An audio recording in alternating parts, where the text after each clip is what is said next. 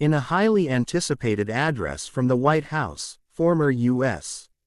President Donald Trump delivered powerful remarks on what he called the Phase 1 agreement of the Israel-Hamas ceasefire. The announcement marks a potentially historic turning point in the ongoing Middle East crisis, one that has claimed thousands of lives and shaken global stability. Standing at the podium, Trump opened his statement with characteristic confidence, declaring that peace through strength had once again proven to be the only path forward. He began by confirming that Israel and Hamas had agreed to the first stage of a ceasefire deal, brokered through intense behind-the-scenes negotiations involving the United States, Egypt, and Qatar.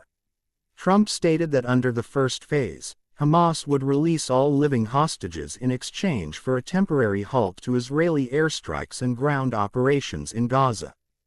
In his words, "This is not just a pause, this is the beginning of something that could change the course of the Middle East forever." The former president emphasized that the deal included humanitarian access for aid convoys, fuel, and medical supplies to reach Gaza's devastated civilian population. He stressed that America's role was to make sure both sides honor the terms of this ceasefire, and he described the process as difficult, emotional, and urgent. As Trump spoke, cameras captured a mix of relief and skepticism among the gathered reporters. Many had seen previous ceasefires collapse within days, and questions swirled about how long this one would last. Trump, however, appeared optimistic. He noted that the first step is always the hardest, but insisted that both parties were under immense international pressure to comply. He also praised the mediation work done by neighboring countries and even acknowledged the courage of both Israeli and Palestinian negotiators who put human lives above politics. It was a rare tone of restraint and diplomacy, something observers haven't often associated with Trump's style.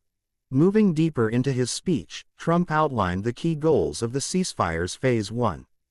First, the full release of all hostages held in Gaza, including American citizens. Second, the withdrawal of Israeli troops from densely populated civilian zones to allow aid to enter safely. And third, the establishment of a neutral monitoring body led by the United States and supported by the United Nations to verify compliance.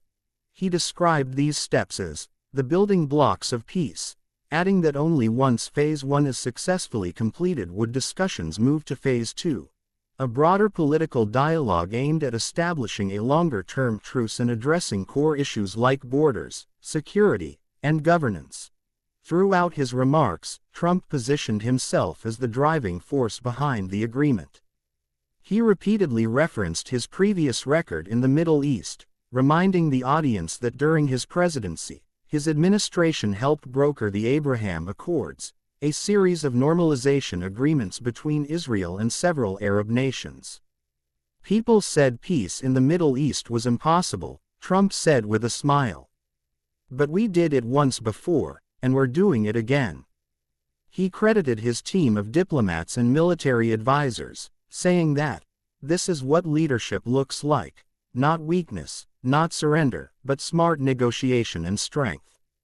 Yet even as Trump celebrated the agreement, he didn't shy away from criticizing current and past administrations. Without naming names directly, he claimed that weakness and confusion from Washington over the past few years had emboldened extremists and made peace harder to achieve. His tone grew sharper as he said, "The world needs America to lead, not to apologize." He also took a moment to address the humanitarian cost of the war. In a notably somber passage, Trump spoke about the innocent lives lost in Gaza and Israel alike. "Every child deserves to sleep without fear," he said. "Every family deserves to wake up in peace. The images of destruction and suffering have touched every heart, mine included." Trump vowed that under his continued leadership, the U.S. would focus on rebuilding the trust and stability that years of conflict had eroded. "We will work to make sure that humanitarian aid reaches those who need it most, and that it never falls into the wrong hands," he said, drawing applause from parts of the audience. Analysts say this speech marks one of Trump's most measured and strategically crafted foreign policy moments since leaving office. The tone balanced firmness with compassion, appealing both to his base and to international audiences watching closely. He also hinted at future diplomatic moves, saying that Phase 2 will involve broader talks, possibly bringing in regional leaders from Jordan, Saudi Arabia, and the UAE to help shape a lasting peace framework. The goal, according to Trump, would be a roadmap to a sustainable two-state solution that guarantees security for Israel and sovereignty for the Palestinian people. He concluded his remarks with a dramatic appeal for unity, both at home and abroad. "We've seen enough war," he said. "It's time for courage, time for wisdom, and time for peace. The United States will stand by its allies, protect its interests, and pursue peace with strength." Following the speech, reactions poured in from around the world. Israeli Prime Minister Benjamin Netanyahu cautiously welcomed the deal, calling it a necessary step to secure our citizens and bring our people home. Meanwhile, a spokesperson for Hamas confirmed that talks were ongoing, but expressed hope that the truce would open the door to a more permanent end to aggression. The United Nations Secretary-General also issued a statement praising the progress, urging all sides to uphold their commitments and warning that any violation could lead to a rapid and dangerous escalation. In the United States, political reactions were predictably divided. Supporters praised Trump for what they called bold and decisive diplomacy, while critics accused him of trying to claim credit for a process that had involved months of multilateral efforts. Still, many commentators agreed that the announcement had shifted the tone of the global conversation, from despair to cautious optimism. The streets of Tel Aviv and Gaza City reportedly saw small gatherings of citizens celebrating, praying that this ceasefire would hold longer than previous ones. As the speech ended, Trump walked away from the podium with a confident stride, waving briefly before exiting the room. His final words lingered in the air, a mix of promise and warning: "The world is watching. Let's not fail this time."